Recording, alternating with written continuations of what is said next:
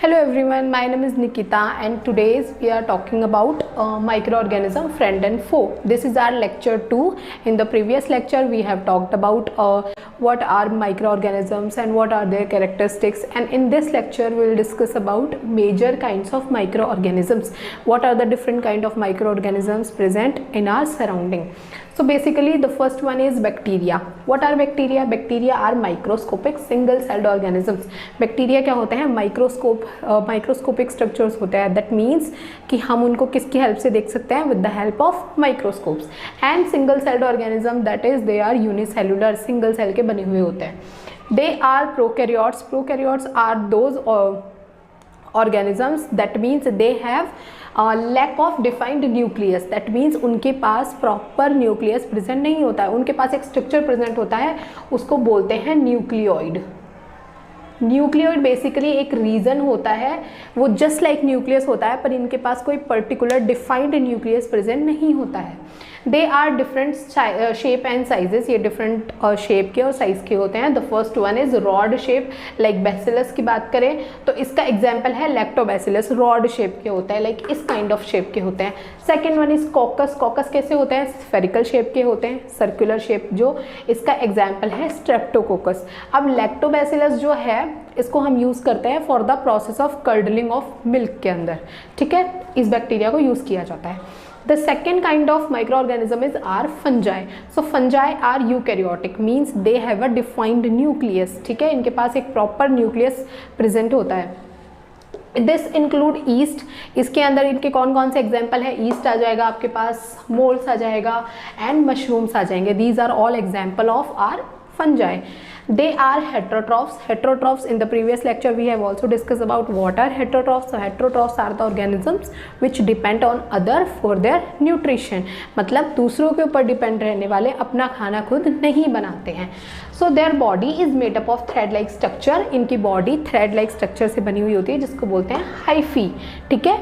They reproduce by spore. ये क्या करते हैं? स्पोर्स का फॉर्मेशन करते हैं. आफ्टर द स्पोर फॉर्मेशन जो स्पोर बनता है वो बर्स्ट हो जाता है और स्पोर्स क्या हो जाते हैं? रिलीज हो जाते हैं. जहाँ पे भी स्पोर रिलीज होंगे वहाँ पे क्या कर लेंगे? ये न्यू प्लांट का फॉर्मेशन कर लेंगे. So this is basically a type of reproduction. You can say that कि ये इस टाइप ऑफ रिप्रोडक्शन से रिप्रोड्यूस करते हैं, ये बोल सकते हैं. Now the third type of microorganism is protozoa.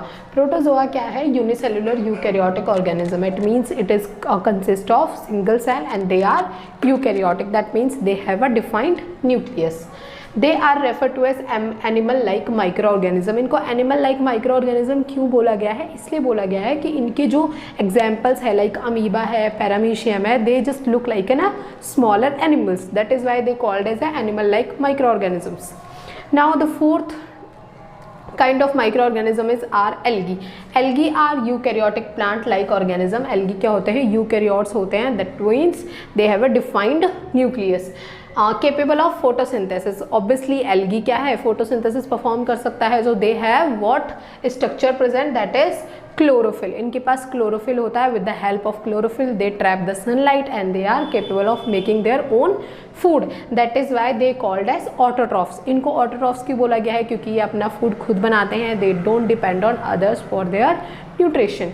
इसका एग्जाम्पल आ जाएगा अपने पास क्लेमाइडोमोनास. क्लेमाइडोमोनास ऐसा टाइप का स्ट्रक्चर होता है, ये एल्गी का एक एग्जाम्पल है. Now our last categorization of microorganism is viruses.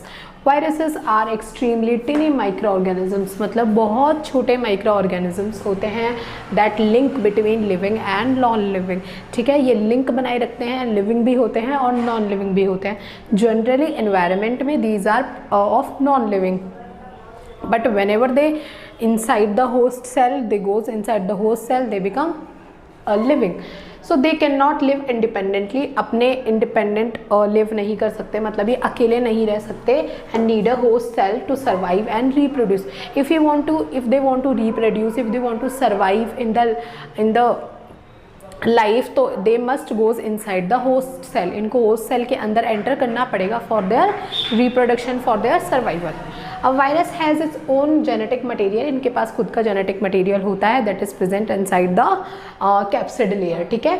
So genetic material इधर डीएनए भी हो सकता है, आरएनए भी हो सकता है, और ये कहाँ पे प्रेजेंट होता है, inside a protein coat. Protein coat की एक लेयर होती है, उसके इनसाइड ये जेनेटिक मटेरियल प्रेजेंट होता है, जिसको कैप्सिड लेयर बोलते हैं। The capsid is made up of protein सब यूनिट्स। जो कैप्सिड होती है ये प्रोटीन की सब यूनिट्स की बनी हुई होती है। प्रोटीन्स के कुछ यूनिट्स मिलके कैप्सिड बनाते हैं और उनको बोलते हैं कैप्सोमियर्स बोला जाता है। That provide shape and protection.